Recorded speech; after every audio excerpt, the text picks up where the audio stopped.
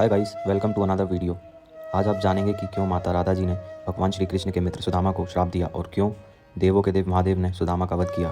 इस कथा को पूरा सुनने के लिए हमारे साथ बने रहें। दोस्तों, आगे बढ़ने से पहले इस चैनल को सब्सक्राइब करना ना भूलें। भगवान श्री कृष्ण के मित्र सुदामा अपनी मित्रता की वजह से शास्त्रों में विख्यात हैं। श्री कृष्ण के मन में अपनी अलग ही छवि बनाने वाले सुदामा को दुनिया मित्रता के रूप में याद करती है।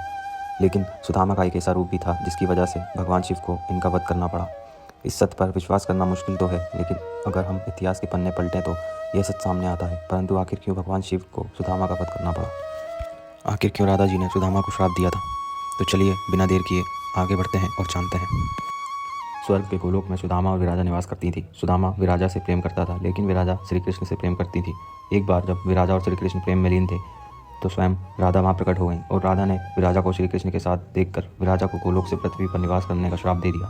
और किसी कारणवश श्री राधा ने सुदामा को भी पृथ्वी पर निवास करने का श्राप दे दिया, जिससे उन्हें स्वर्ग से पृथ्वी पर आना पड़ा। मृत्यु के पश्चात सुदामा का जन्म राक्षस राजदम के यहाँ शंखचूड़ के रूप में हुआ और विराजा का जन्म धर्मराज के यहाँ तुलसी के रूप में हुआ। शंखचूड़ माता तुलसी से विवाह के बाद उनके साथ अपनी राजधानी वापस लौट आए। शंखचूड़ भगवान ब्रह्मा जी के बहुत बड़े भक्त भी थे। शंखचूड़ को भगवान ब्रह्मा द्वारा वरदान प्राप्त था कि जब तक तुलसी तुम पर भरोसा करेंगी तब तक तुम्हें कोई जीत नहीं पाएगा। शंखचूड़ को रक्षा के लिए एक सुरक्षा कवच भी दिया गया था। शंखचूड़ धीरे धीरे कई युग जीतते हुए तीनों लोक के स्वामी बन गए। शंखचूड़ के क्रूर अत्याचार से परेशान देवताओं ने भगवान ब्रह्मा से इसका समाधान मांगा। ब्रह्मा ने इस विषय पर भगवान विष्णु से सुझाव लेने को कहा। फिर देवतागण भगवान विष्णु के पास गए। विष्णु जी ने देवताओं को शिव जी से सुझाव लेने को कहा। देवताओं की परेशानी को समझते हुए शिव जी ने शंखचूड़ से युद्ध करने के लिए अपने पुत्रों कार्तिकेय व गणेश को इस युद्ध के लिए मैदान में उतारा। इसके बाद भद्रकाली ने भी अपनी विशाल सेना के साथ शंखचूड़ से युद्ध किया, लेकिन शंखचूड़ पर भगवान ब्रह्मा के वरदान के कारण वध कर पाना काफ़ी मुश्किल हो गया था। और अंत में भगवान विष्णु युद्ध के दौरान शंखचूड़ के सामने प्रकट हुए और उनसे उनका कवच मांगा, जो उन्हें ब्रह्मा जी ने दिया था। शंखचूड़ ने तुरंत ही कवच भगवान विष्णु को दे दिया।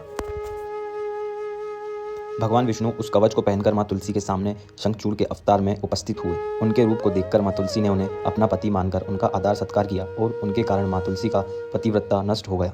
पत्नी तुलसी की पतिव्रता में शंखचूड़ की शक्ति बसी थी। वरदान की शक्ति के समापन पर भगवान शिव ने शंखचूड़ का वध किया और देवताओं को उसके अत्याचार से मुक्त करा दिया।